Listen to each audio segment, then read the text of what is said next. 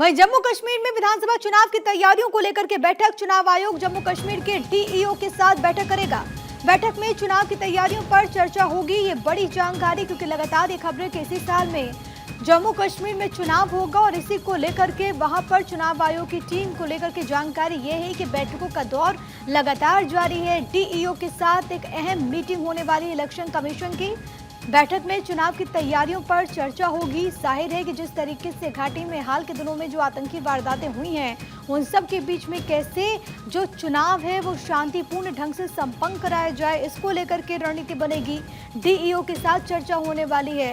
विधानसभा चुनाव की तैयारियों को लेकर के यह महामंथन, क्योंकि पहले खबर ये भी सामने आई कि संभव है कि जम्मू कश्मीर में सितंबर के महीने में चुनाव करा दिए जाए, लेकिन अब उसको लेकर के क्या रणनीति बनती है, क्या तारीख सामने आती है, वो देखना होगा, क्योंकि इलेक्शन कमीशन ने अपनी तैयारियां बेहद तेज कर दी हैं। आपको ये बताते चले कि इसी साल कई राज्यों में यानी कि झारखंड में, हरियाणा में भी विधानसभा के चुनाव होने वाले हैं, लेकिन सबकी निगाहें रहेंगी जम्मू कश्मीर में होने वाले चुनाव पर। सैयद तजम्मुल मेरे साथ, मेरे सहयोगी तमाम जानकारी के साथ इस वक्त कनेक्टेड हैं। और सैयद तजम्मुल, लगातार कई सारे सवाल हैं जम्मू कश्मीर में विधानसभा चुनाव को लेकर के, कब कराया जाएगा, क्या व्यवस्थाएं बनाई जाएंगी, क्योंकि लोकसभा चुनाव के दरमियान बम्पर वोटिंग हुई है। अब इलेक्शन कमीशन ने तैयारियां तेज कर दी है, बैठकों का दौर जो है वो शुरू हो चुका है।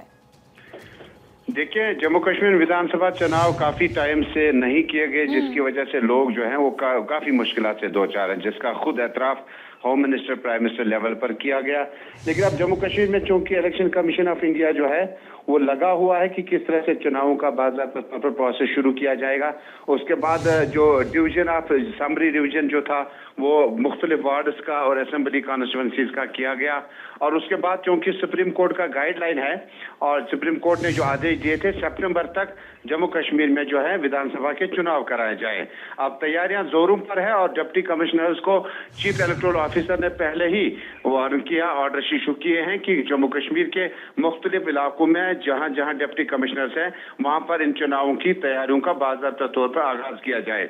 इसी तरह से जम्मू कश्मीर की सियासी पार्टियां भी इसमें लगी हुई हैं। पीडीपी, नेशनल कॉन्फ्रेंस कांग्रेस, कहीं ज्वाइनिंग, कहीं रिज्वाइनिंग, कहीं एक्सपेल, कभी मामला चल रहे हैं। बीजेपी भी कोशिश कर रही है, लेकिन कांग्रेस के खीमे से ये खबर है कांग्रेस अब की बार यंग फेसेस को मैदान में लाना चाहती है, क्योंकि लोकसभा की हार के बाद कांग्रेस के पास जो पोस्टमार्टम मैराथन किया गया था सिचुएशन का, उसमें यह देखा गया कि यंग फेसेस को पार्टी में मौका दिया जाना चाहिए। कुल मिलाकर अमरनाथ यात्रा के मुकम्मल होने के बाद 19 अगस्त के बाद जो है जम्मू कश्मीर में चुनावी कमीशन जो है वो चुनाव की घोषणा कर सकता है, जिसके लिए नेशनल कॉन्फ्रेंस, पीडीपी, कांग्रेस। लेकिन सबसे बड़ी बात है कि इन चुनावों के दौरान जो घोषणा की जाएगी उसमें अब की बार चुनाव जो है वो पार्टियां अलग अलग तरीके से लड़ने के लिए शायद अभी अंडरस्टैंडिंग बनाने की कोशिश कर रहे हैं। पहले नेशनल कॉन्फ्रेंस कांग्रेस ने लोकसभा चुनाव अकेले लड़े थे, कांग्रेस को हाथ कुछ भी नहीं लगा, जम्मू से खाली हाथ लौटना पड़ा। अब डिवीजन, समरी डिवीजन मुकम्मल होने के बाद जो लोकसभा चुनावों की हार का जो मामला कांग्रेस के लिए न रुकने वाला है, लगातार तकरीबन 15 सालों से हैट्रिक मुकम्मल की डॉक्टर जितेंद्र सिंह जुगल किशोर शर्मा ने, इसका गालिबन ये मतलब है कि कांग्रेस नई हिकमत अमली और रणनीति के साथ चुनाव में जाएगी। इसी को लेकर के तमाम जो दल हैं वो अपनी अपनी रणनीतियां भी बनाएंगे। बहुत धन्यवाद आपका सैयद तजम्मुल, तमाम बातचीत और जानकारी हम तक पहुंचाने के लिए।